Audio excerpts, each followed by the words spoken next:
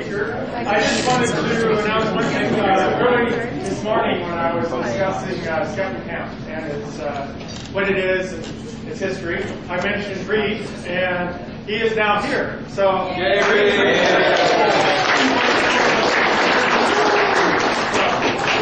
Who's Reed?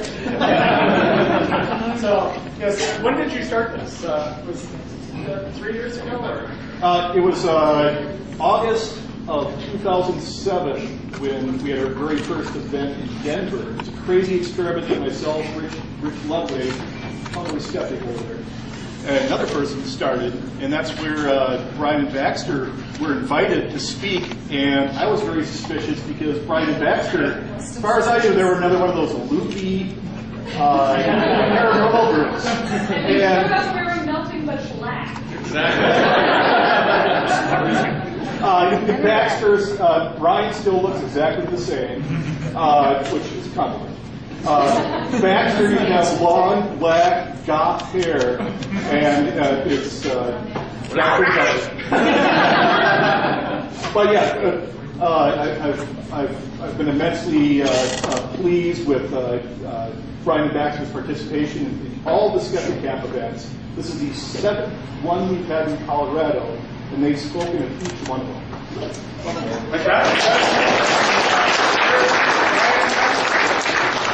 Now that our egos have been sufficiently boosted.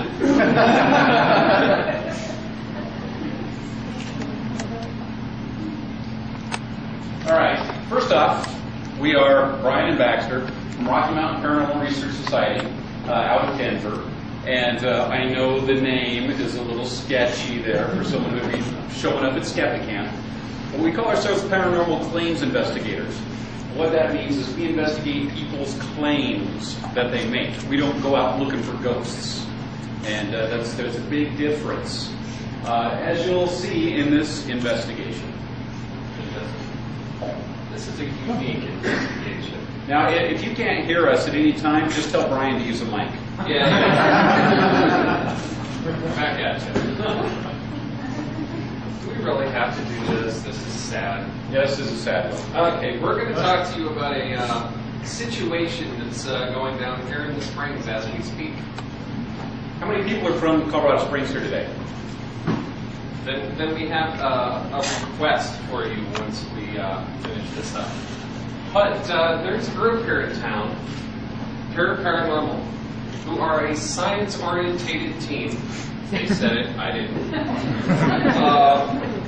With some really outrageous claims, but one of the things is that they work closely with the Colorado Springs, Manitou, and Central City cities.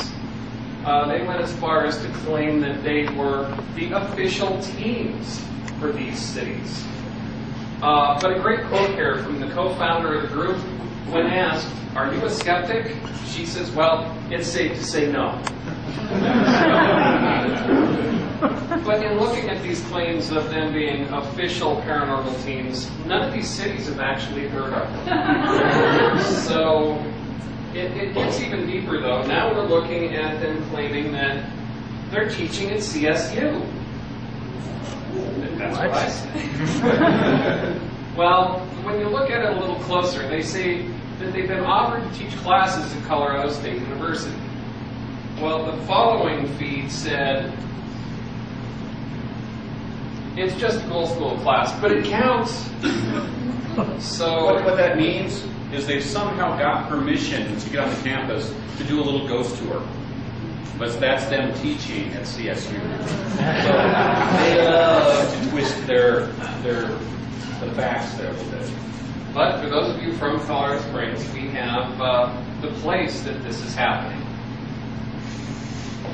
This is Evergreen Cemetery, one of the city's oldest cemeteries. In fact, we could walk there in just a couple of minutes.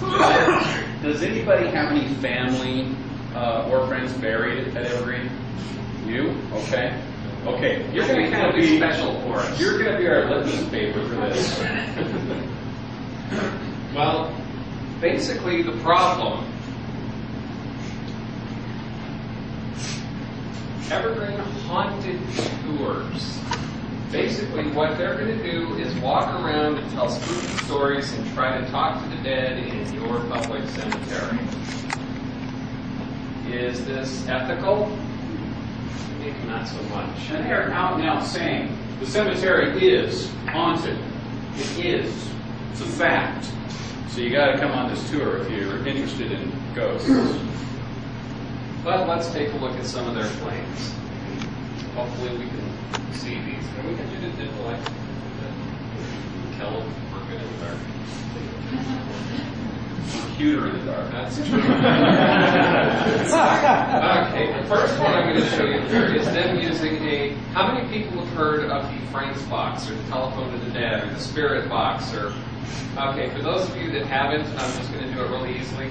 Broken radio they think talks to dead people. If you want more, ask us later. But in this short clip, and they repeat it a couple of times at the end, the ghost at the cemetery, you got to remember this is at the cemetery, threatens them with certain death.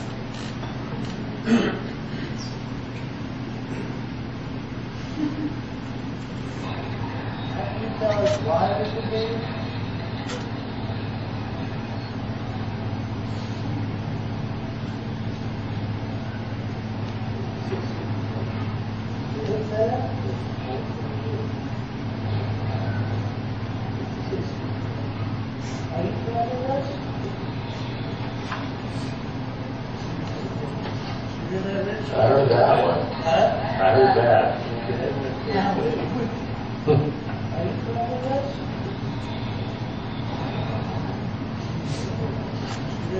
I heard that one. I heard that. Maybe it hard for you guys to hear. But it was even harder for us to But the thing is trust us. Look how we're dressed. Now, I'll show you some video clips here. This is basically a bunch of best-of clips from their cemetery tours. Now, take note that these people are out there sitting on the graves doing this seance. And what they're doing is they're communicating with the dead by talking to their flashlight and moving it through the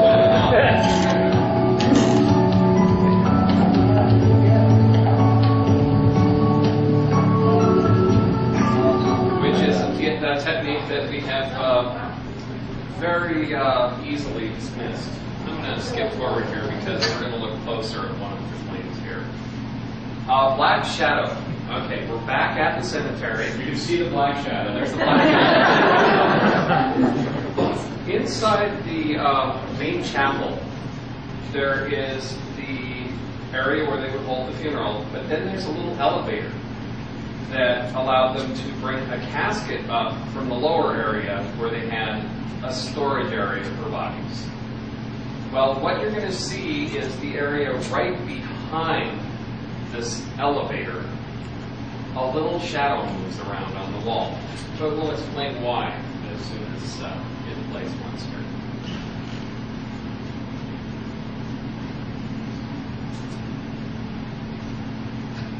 They'll lighten it up a little too. It's right here.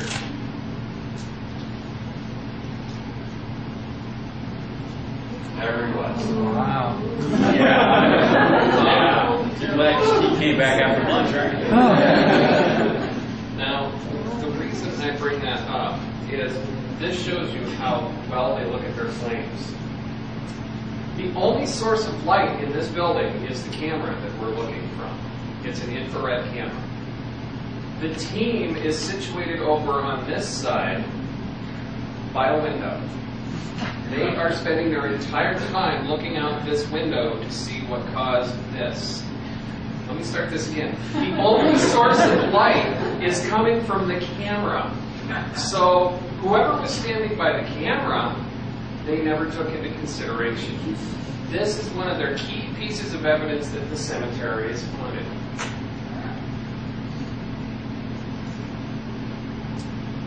But we'll bring up a little history. Or so he said. From their own forum, Sorry I've been AWOL for a while. Things have been pretty busy around here. Pretty excited about tonight's investigation. We've been granted an all-access pass to one of the city cemeteries around town. Sorry I can't go into much detail right now. This was back on April the 9th, 2010. So they were handed the keys to the cemetery over a year ago. And they have been spending a lot of time in there. First contact.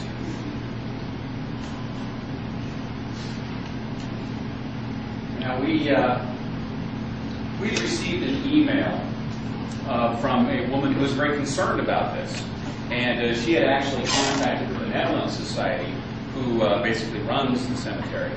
And when she contacted them, you know, because we're like, well, don't talk to us, talk to the Benevolent Society. So she emails them, and they're like, that's great. Can we have you come talk to us, and we'll go over everything and try to sort this out?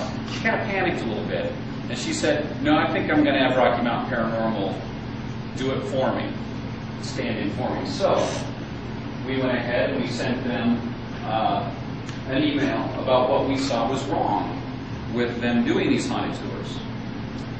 At that point, the Benevolent Society decided that they would go over some of the concerns that they have with this actually going on in the cemetery. Lots of vandalism has happened in the past, as well as a lot of current things going on. Historical information being twisted all over the place. Spreading of urban legends, we're going to go into that one pretty deep here. Disrespectful activities, which we've learned are now unlawful. Encouragement for others to break into the cemetery after it's closed, which we have proof of. And proceeds not being given back to the Benevolent Society and the cemetery as promised. They have delivered back some of the money, but not all. Vandalism. Well, here's a good one. You got this nice angel, and then now we have an angel without a hand. Grave markers being tipped over, crypts being broken into. A lot of this is fairly typical for a lot of cemeteries, but when you have these haunted tours that encourage this kind of behavior, whether they mean to or not, this stuff escalates. And anybody know how much it costs just for a headstone these days? Oh, yeah. To repair one. But the big question is, we need to determine how bad it really is, but how do you do that? Well, first, you disguise yourself as another image from paranormal team. And then you send them an email saying, we want to pay in cash, is that okay? Because, well, A, all of our PayPal accounts are associated with our real email addresses, and we don't want that happening. But also, it would be interesting to see if a bunch of people show up with cash if they actually report it. No paper trail, will they do it? Now, when you go to start the tour, they make you sign a release. You saw the video before where the ghost threatened them with certain death. Well, luckily they have a release, so they can't be held responsible. They're dangerous and inherent in investigating the paranormal. Mortal or serious personal, spiritual, and mental injuries. Assume full responsibility for the risk of personal, spiritual, mental injury, death, and property damage. So you have to sign this before you can go on the tour. Now, that's one of the concerns that the Benevolent Society had, was that they would ID them when they had to sign the releases. That was also one of our concerns. Strangely enough, they never ID'd us. They just let us sign it and assume that we signed it as we actually are. But let's look at a little background research here. On their website, they claim, we are a licensed and insured paranormal group and registered with the state of Colorado as a non-profit organization. And they are. They check a little box on their business license that says non-profit. They're not 501c3, they're not registered with the IRS. It's a very low-level non-profit. But if you look a little closer at their website, 100% of the proceeds go towards a non-profit group. Or in other words, we're donating it to ourselves. Now, they often donate to other nonprofit organizations, but we haven't found a record of it yet. Other than passing through a little money to the Benevolent Society. Yes, 100% of all proceeds go towards a nonprofit group. All proceeds go to the community, paranormal research, and to ensure that they can better assist others. I don't know where these proceeds go from this long paragraph. Any of you got any idea, other than the fact that they can cover themselves when they keep it? Well, we've got lots of late breaking news in this. So, licensed and insured. Well, from the Colorado Secretary of State's Business Division, as of the 25th, 2 days ago, their business license was delinquent. So if they do have insurance, which I guess somebody has seen it for them at one point, how many people think an insurance company is going to cover a business that doesn't have a business license? Insurance companies try anything they can not to pay. That's a wonderful out. But wait, we have news. As of yesterday, they have refiled. They paid the late fees and are back in good standing with the business. Well, A, because they heard we were doing this. But you also have to look, they failed to file their report quite a while back, since April. They've been doing lots of business since then. Last year, them and their co-company, which we'll talk about, cleared somewhere between $30,000 and $40,000 last year. Yeah.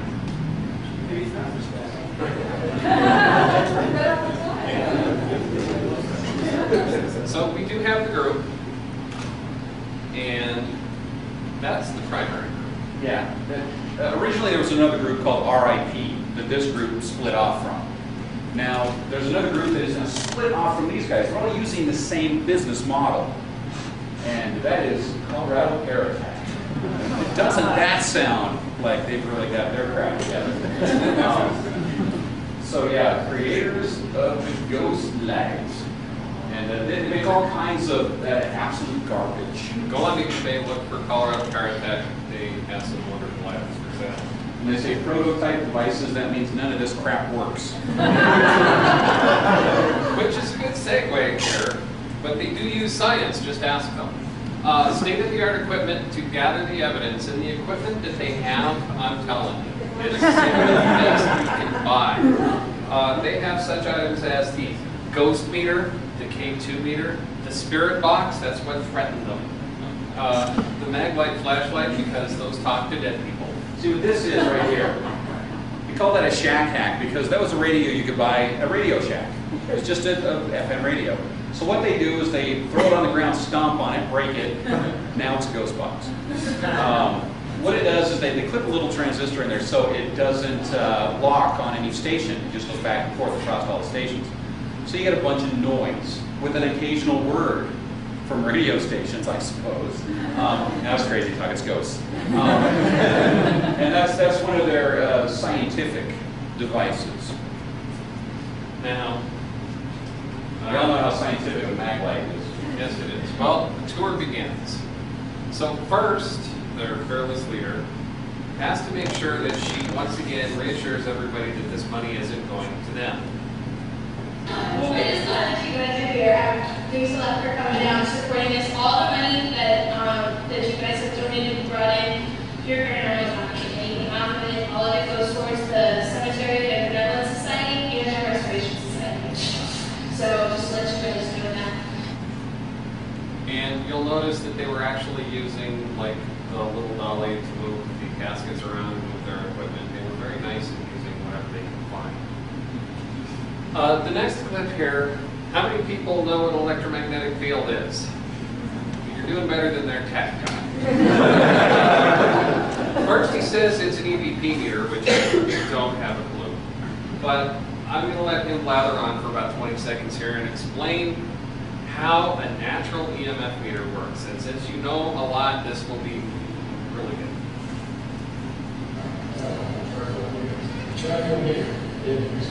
The advantage of the trichometer is this is the one of the few EVP meters or EMF meters that does pick up all three segments of the electromagnetic field.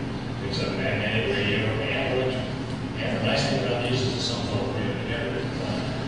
So it's much more likely to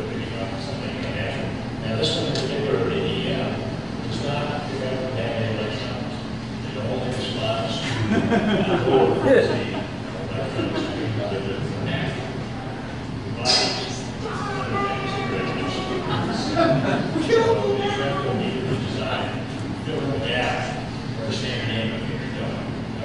picks up in 3axes. Most traditional EMF meters actually only pick up in one direction. So there's another good thing to know your equipment when you're doing this kind of thing. You're walking around and all of a sudden you get a beep. Ooh, we got a hit. Where is it? Right here. Not necessarily. You have to know where the sensors are on these things.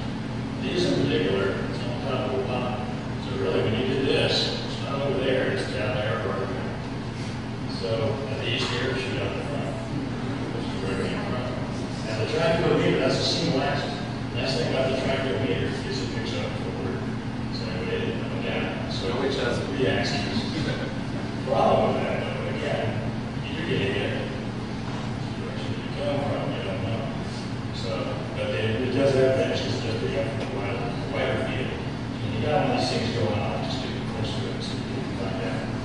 So if you're walking around and you get hit with one of those, you always know where it's coming from. It's you. That's what those things read.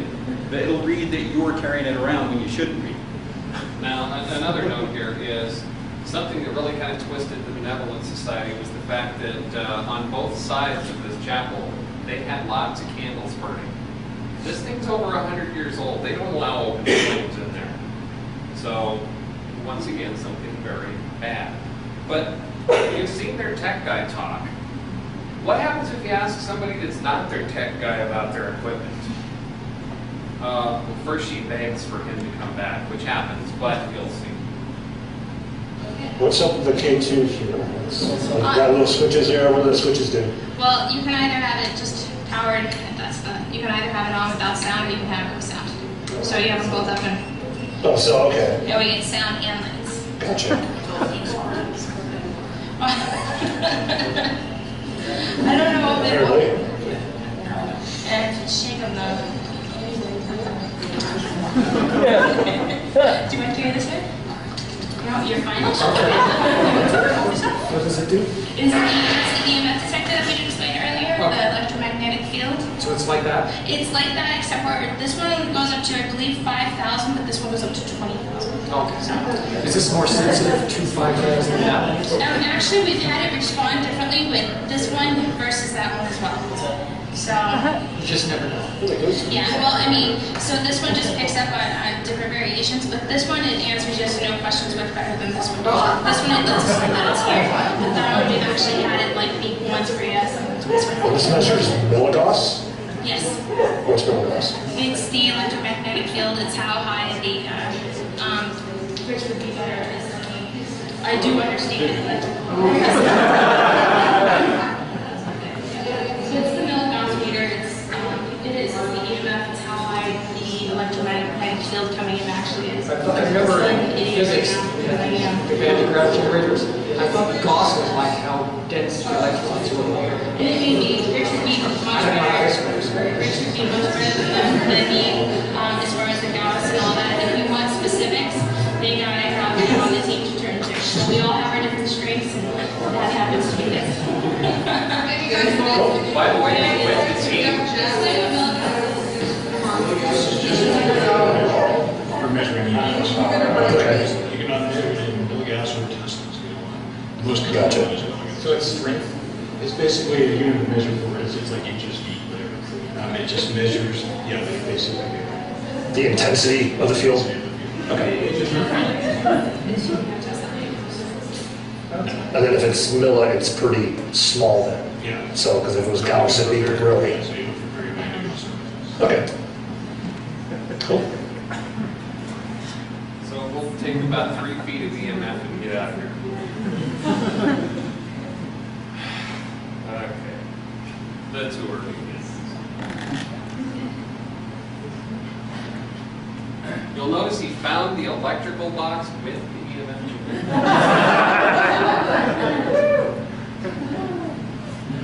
So, well, the thing is, I was fairly intelligent about this whole undercover investigation. We had Rick over here, we had Stu, We had Dr. Karen Stolzman, who did that great talk earlier. And we have Logan here, who did that wonderful talk earlier as well. And Brian, they all went in. I sat in the car and claimed that my fever. And I watched movies while they all went in and did this. Yeah, that's why you're doing the lecture. That's why So you're I'm talking standing about up here going, yeah, this is great fun. But what do you want to say about this? Well, it's interesting. This door is claimed to open and close on its own. There's a vortex at the bottom of the stairway, so you got to be careful of that. But they just go on and on about all of these stories down where they used to store the bodies. Well, when the ground was too cold to dig in, that's the whole story. Now, at this point, we go out to the cemetery. Their historian, he's reading from 3x5 cards. He has a book with him on the history of the cemetery, which those 3x5 cards were being written as the rest of the class was going on. So their historian really wasn't too hip on the history. But it kind of starts right here. Now we've got people, they're dragging the meters out, throwing them onto the crypts, and it's about to get much worse. Okay, mid-tour, here we are outside of one of the crypts. Now, one thing I want everybody to think, when you see something like this going on, what would you think if this was your grandmother's gravesite or your grandfather's gravesite, and you found somebody doing this? Hello? Can you hear me?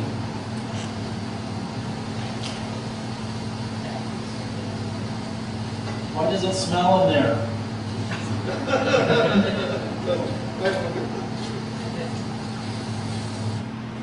Now, I really want to stress, this has nothing to do with religious beliefs or whether or not the spirits of your ancestors are in the cemetery. Let's just be honest. If you have somebody buried in a cemetery, on top of the financial burden that it created, you also kind of bury the memories there. That's a place you can go to and visit to kind of feel a little closer to those memories. You know, this is nothing about actual spirits that they're not letting rest in peace. We want to get across, this is about disrespect. You know, if you had a child that died, that was in this cemetery, and then you've got a bunch of these jackass ghost hunters out there hunting, you know, that's just really offensive. And that's more than anything what we want to get across with this. Well, you can see here, while giving the tour, not only standing on the grave, but standing on the headstones.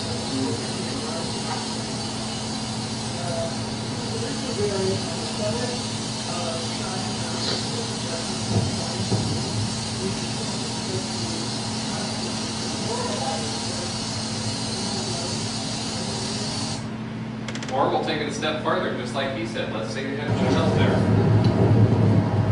What do you do when you go by in the middle of the night and you see somebody out there with a flashlight at your child's grave like this? And not just playing with the headstone, but going down and rifling through stuff on the grave. And you know what's become popular with this? A lot of people like to leave toys or treasured items by the child at the grave. We've actually had ghost hunters go in, steal those items, and then sell them on eBay as haunted items. So, remember we were talking about the urban legends that the Benevolent Society was concerned about? One of them was the witches. There's a very famous family, the Bacon family, Bacon, Colorado Springs history, that, well, let's just say that they were a religious group of people, given the time, and it's kind of nice to keep their memory of what they were and how they were, not this. A lot of folks noticed that the doors changed. Back in 2003, this mausoleum was vandalized, and they broke into the mausoleum and they took Mrs. Bacon's spine and skull. Excuse me. It was reported that she was a witch, and this is just rumor, and they think some kind of group broke in and picked her skull and her spine for some kind of Ritual. Did they have any reason that they thought it was? That's what they think. There's no evidence of that. Yeah. They have never found, though, they have never found her skull or her spine. Whoever did it went through a lot of trouble to get it done. That's right. Because we were the doors locked. that there was concrete. Yeah. Yeah, definitely in the marble slab. So, ignore the fact that I'm in the Ghost Hunter t-shirt because I'm blending in people. So we asked a little bit. When you said that the skull and the spine had been taken, I'm throwing with your legends. Oh, okay. So, why did they blame it on a wit? I mean, is there any kind of I think it's because of the skull about witchcraft and stuff like that. I think it was just pure speculation, and it sounded good. So they never like thought it was Never found it, never, they don't know who did it. It was in November 2003. If you Google it, you can find the Gazette articles on it. One of the most bizarre crimes happened, like I said, they singled out this mausoleum, and as Kate said, they had to go through concrete, and they were here a while to get to it, but they only took the spine and the skull of her, not him. So, but again, and the rumor was that maybe she had practiced like trapping back, so there may have been some connection. They wanted to get her skull and spine for whatever their rituals So were. there's connection. Exactly, but again, it's an urban legend. And everything written about her during her life was positive. It sounded like she was a very average Victorian woman. She was headed to Churchgoer. Yeah, I mean, so. Now they did go on to tell us that across from this area, there's a Jewish section, and the headstones are these big marble balls. And they said the witches like to sneak in here and bury their bodies underneath there because of the energy. So these witch stories are pretty deep here.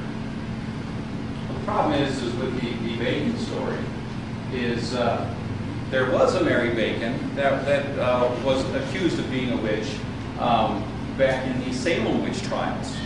And it was a very famous case. And they basically just transported that legend onto this Mary Bacon. More good research at work.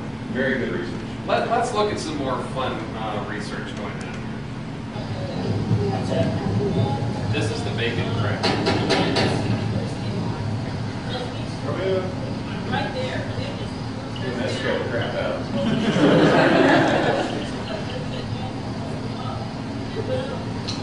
You can hear me, can't you?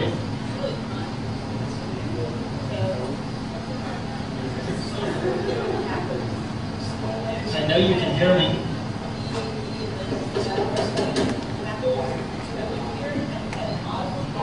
You give me a sign?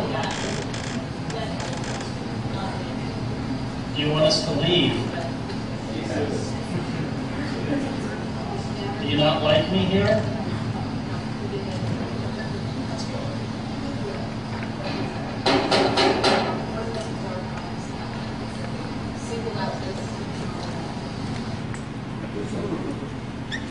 All right, we're gonna play a little audio here. It's kind of sketchy for you to be upstairs, so there's a little translation and plot just in case.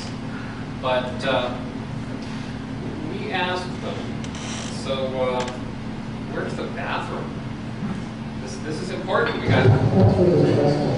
There, unfortunately, is not. And did you guys go to some lines? Yes, tell me what it is. I've been telling you that there's actually groundwater. There the terminal that's helping you. Yeah, that's how you should go get. I'm saying, I'm saying there's no. Let me see that. Yeah. Okay. Guys, yeah. So yeah, it's all right. Just don't go under it. Now the ghost box that we were talking about earlier, and once again, we really have to think about what would you think if you were going through the cemetery and this is where your loved ones are buried? Would you like them using this technique? And you sit down and you've got the little, you got some called spirit boxes, and where the oscillating dials and resonance stations real fast. So we got to, sit through, which is kind of the distinct part of the course, get out, go away, don't say that. And then we got to move, and then one of the techniques that we use, one of those sessions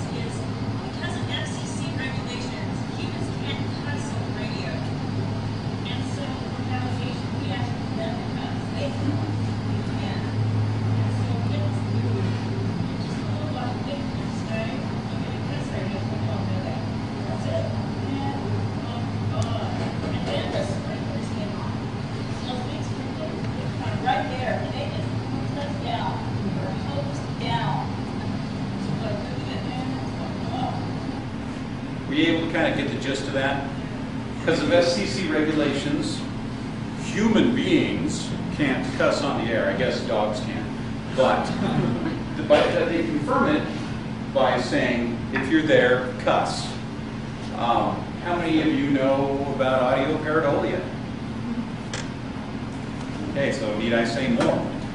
You're going to hear whatever you're expecting to hear. Well, and now on their little forum they have, we've got people that went with their own ghost boxes, and now they're talking about what responses they got. I'm going to be nice to skip past this because of the time and the fact that it says nothing. I'll just let you know that right off the top. But they ask it to cuss, and of course it does. And then they ask how many of you are there, and of course it tells them, which it really doesn't. But we sent a report off to the Benevolent Society. And it was bigger than that. We didn't give them a laminated card. Actually, it was a lot smaller. It was like this big. Well, yeah, it really made that bigger. But we hand-delivered this thing, brought it down, sat down and explained it. They said, we really need to get this to the city cemetery manager because he's the one that's in charge of all of these decisions. We help clean it up, we help restore things, but he's the deciding factor. We never heard anything. So we decided to contact him directly, which we did, and wrote him a nice little letter, basically the same one that we wrote to the Benevolent Society initially, but also excluding the problems, or including the problems with the tour.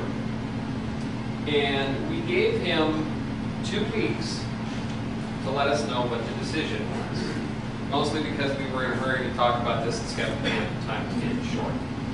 So he almost immediately sent back an email stating that sent the leaders of PURE Paranormal a copy of your findings and have asked them to reply to me in writing their explanation of the allegations. These aren't allegations, we've got it on tape.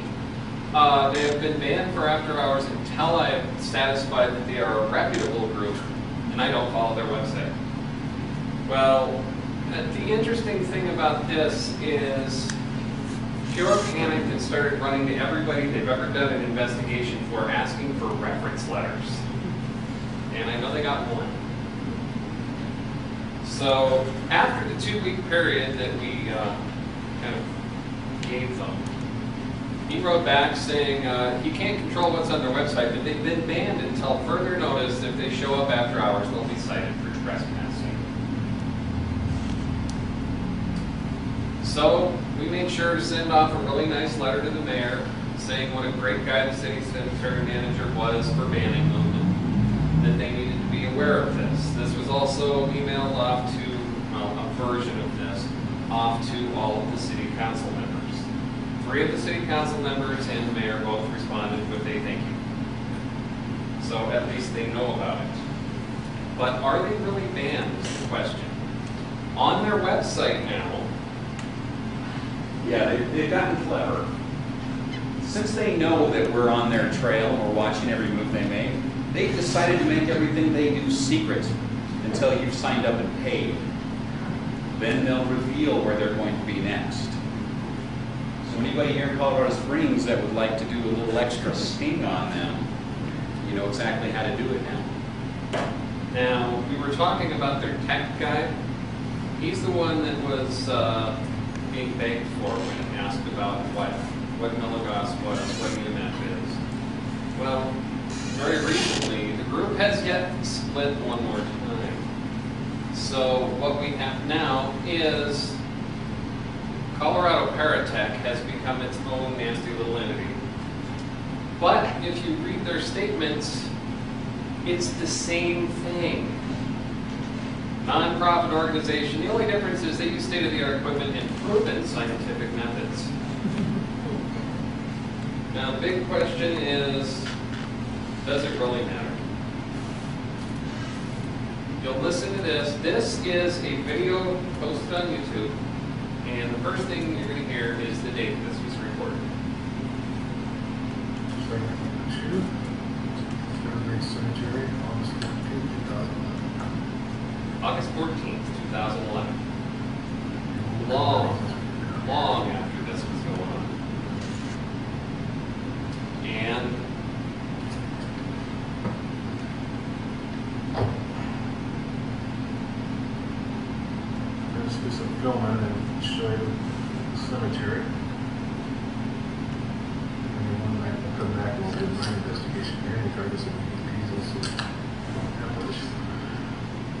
So he has just admitted they're going to go back there one night.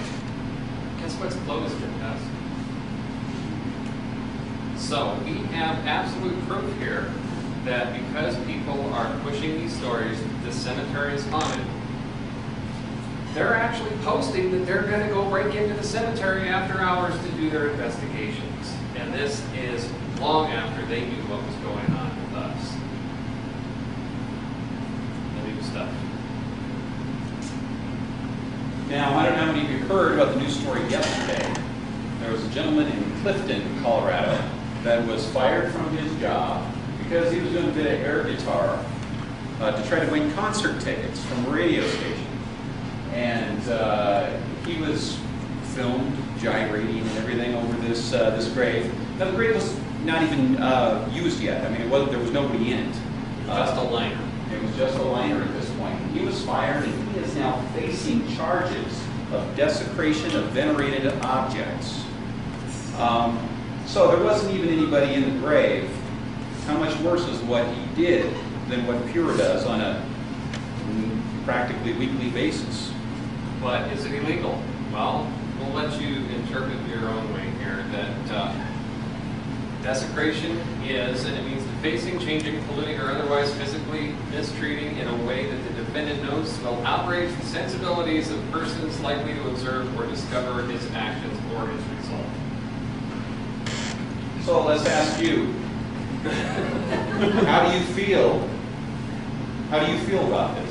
How do you feel about what happened in this cemetery if it had been at your loved one's grave? Is there any emotion that comes up at all? It's really. It's annoying? I worry about the people that are buying into it. Exactly. They don't come back. Right. Now, to be perfectly honest, a group of skeptics and atheists are not the best people to try to get sympathy for a graveyard. But I'm sure that a lot of you can understand how this could cause some outrage. And it is disrespectful, not to the dead, but to the living. Yes? Have you guys tried to get local news coverage about this? As a matter of fact. Is that your next slide? That's actually what was happening during lunch. We were in the room over there being interviewed by a local station. What's the station? 13. KRDO. Yes, no, but they'll be showing the piece this next week. They're going to try to get back to us. They did interview the what am I trying to say? Will DeBoer. And they interviewed the manager of the cemetery. And I guess he was as non-specific as he could be, but said that they have been thrown out and are not coming back. But that's all he was willing to say. PURE Paranormal has not been able to be reached for comment. And it's been several days now. They won't respond. So, What does the tour cost? $25. How much? $25. I paid in all change. Yeah, just to be a jerk, keep riding Do you know if that's the same group that has a photo supposedly of a ghost at one of the local bars off the airport that's going to be on TV? Have you heard anything about that? Why don't you just ruin my day by saying that's going to be? Because this happens to the person's son works in the hospital record. So I heard about this before Skeptic Camp and was trying to get the photo that they were claiming was of this ghost. And I wasn't sure if they belonged to the same group. I don't think so, because they really haven't been talking about it. But since they found out we were doing this, radio silence is heavy right now. They have stopped talking about everything. Yeah, normally PURE Paranormal brags about every move they make. And suddenly they're staying very quiet. And I'm sure that they know everything about us at this point. So we may need some undercover agents in the future, so if anybody wants to volunteer, we'd appreciate it, because we can't do it now. Any other questions? Are these people ex-Quaker gangs?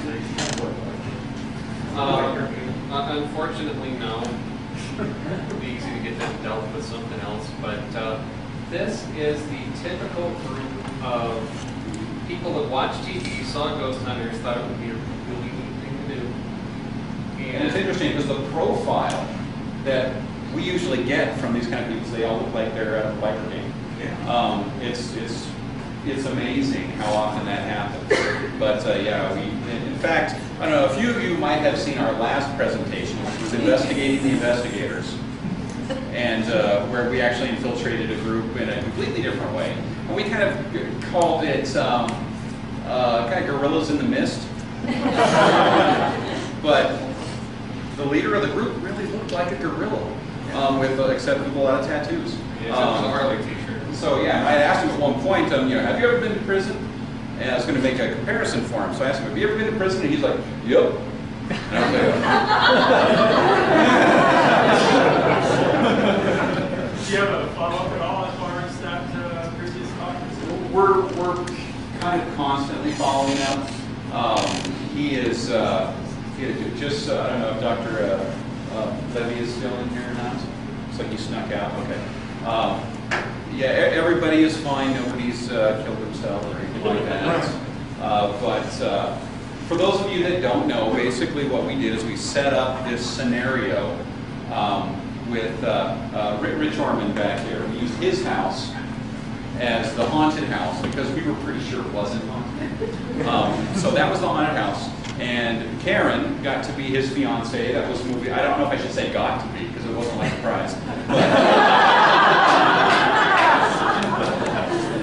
She was the fiance who was moving out here from San Francisco. She didn't want to move in the house because she got weird feelings there. So she got this group to come in and investigate the house. And we sat upstairs with video cameras. We were in the same house with them, and they didn't know it as they came in to investigate. It was ridiculous. But after they discovered that this was the most, and we didn't set anything up. It's not like we had strings attached to stuff or anything. It was, they just walked into the house. They discovered it was the most haunted house they had ever encountered. And they needed to call in extra help because they needed to cleanse this house. So who did they call? Us. So then we had to make up a fake ritual because we didn't want to like just get one off the internet or something, because then they could say, well, even though you didn't believe, you said the right word, so it actually worked.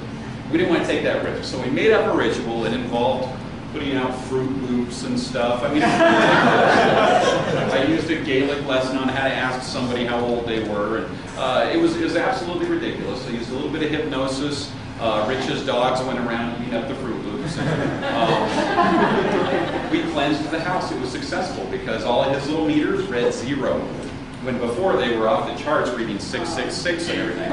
So, unfortunately, in the process, the leader of this group was possessed by a demon. But you know, if you're going to play the game, you better be prepared to get tackled. So that's all's well that ends well with that. We've been monitoring his activities to make sure that there's no lasting psychological damage that we may have inadvertently caused. Well, he does have a pet ghost now. Apparently one followed him home from one of their later investigations, and now they take it with them everywhere. Is his name Slimer? Yeah. So that was a very interesting one. But yeah, we've been keeping an eye on it, and we've been trying to sort of infiltrate his barricaded mind with some critical thinking, and it's been very difficult trying to get him to change his perspective on things. He's kind of in it. But the main reason we did it was not to change him, but to alert the general public the dangers of inviting these people into your home. Because these people aren't going to be changed. This is what they do. This is what they believe. You're not going to change a hardcore atheist any more than you're going to change a hardcore Christian. These people are the same way. They believe what they believe, and damn it, that's the way it is. So what we need to do is alert people, hey, these people can cause you a lot of damage by coming into your home. And that's our main message with that. Just like people like this, they're educating everybody on their tours to come out and disturb things and cause vandalism and disrespect things, along with teaching them to go into people's homes as well. So that's the kind of stuff that we want to put a stop to. Any other questions? Anything doesn't have to be about the subject at hand. It can be anything. Some chick. Who's their lead anchor? What's her name? Yeah, the problem is since we're not. Well, whoever, she's actually their anchor, their desk girl. I can't think of her name. Desk girl doesn't sound. She's the woman behind the counter. I don't know what her name is, but she's there.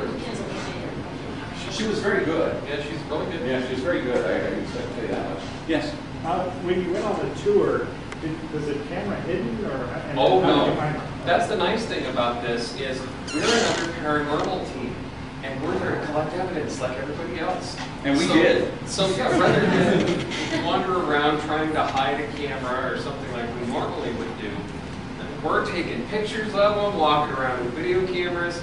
They're too stupid to realize we're not doing anything to taking pictures of them. Asking stupid questions that they're answering very stupidly. So it was feel special that it's going on around them. I was actually on the one guy knocking on the mausoleum was pretty much like this the whole time with the camera, just watching them.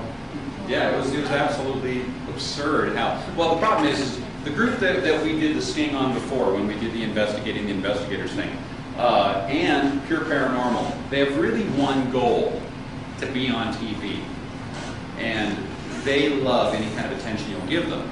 Not like us. We're not about it. It's not a big deal for us. Well, it is kind of funny because we get contacted by production companies all the time. Hey, we want to do a TV show about you guys, or not since yesterday. The news, not since yesterday. That's true.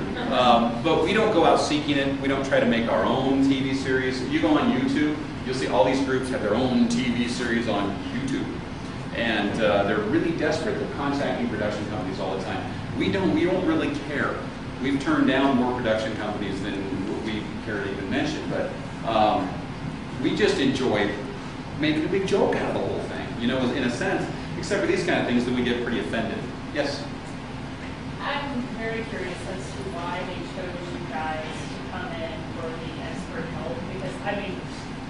We decided before this that we weren't going to answer any of your questions. Okay. Let me see if I can answer this. This is interesting. There's one long sentence for this. Before we picked them, because we were looking at all sorts of different groups, we got an email from them, which I never responded to because I don't want to deal with people like that most of the time, saying, we see that you've been to the melting pot in Littleton, which we have been, and we've kind of been kicked out because we said that they didn't have ghosts. Well, see, you know, we always like, anytime we do public speaking that's not in front of skeptics, we always say, now, we're not saying that ghosts don't exist. We can't say that a place isn't haunted. And then we say, except for the melting pot. Except for the melting pot. So they've kicked us out. They want us back. Yeah, well, he contacted us because he had all of these great EVPs that he got there. He wanted us to listen to them and tell him they were cool. And I didn't. But apparently we were the only group that had any kind of contact with them. I don't know why. So when you do it, you guys have a reputation, obviously. What's that? For years, you guys have a reputation. We do, but if you look up ghost hunting or paranormal in Colorado, we're one of the first ones that comes up on Google.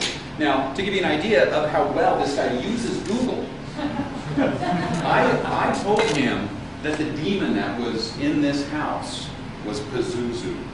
Now, if anybody knows who Pazuzu is, he's not a Christian deity at all. He has nothing to do with Christianity. But this guy, like Logan played Rich's son in this whole saga, and he was the ne'er-do-well, death rockin' son. And he asked the guy, we were just getting ready to do this investigation, and he asked this guy, "Aren't you scared?"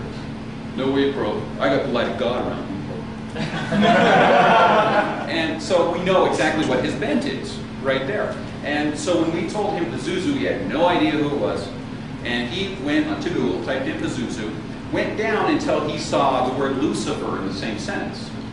Clicked on it, got his information. Pazuzu was one of the generals that was kicked out of heaven along with Lucifer. Now Lucifer took Pazuzu with him. He was one of the 13 generals that he took.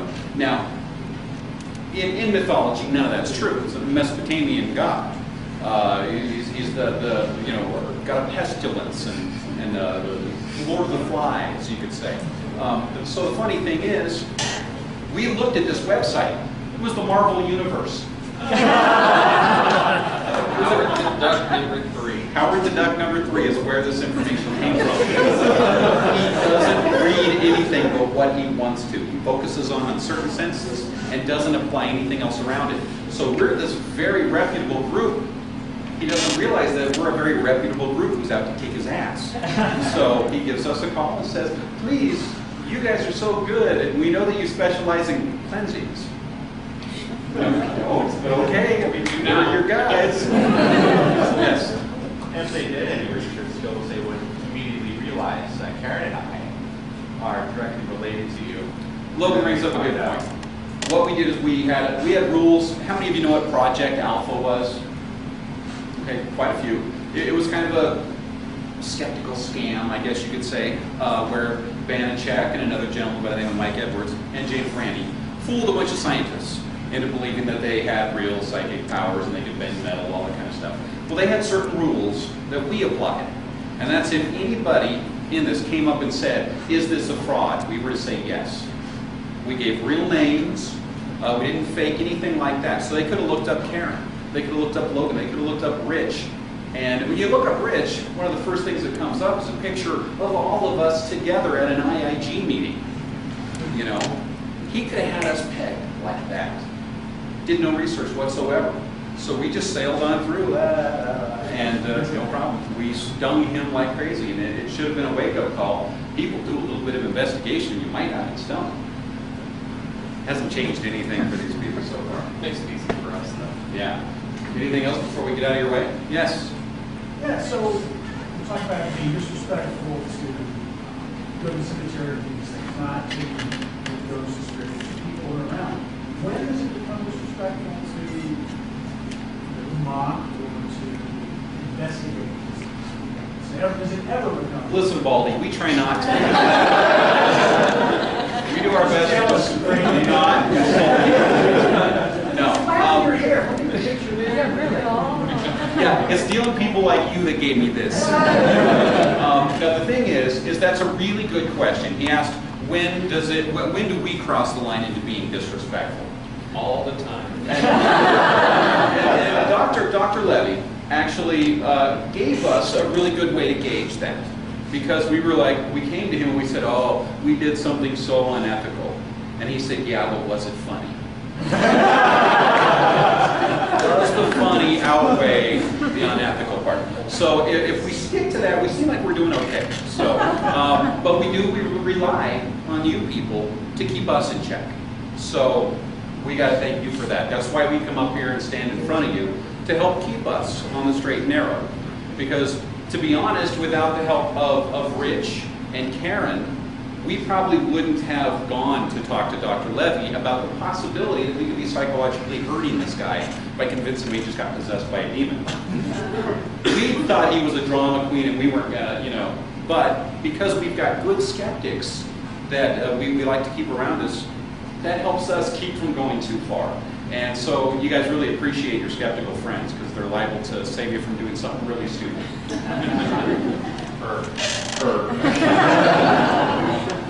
Michael, thank you very much.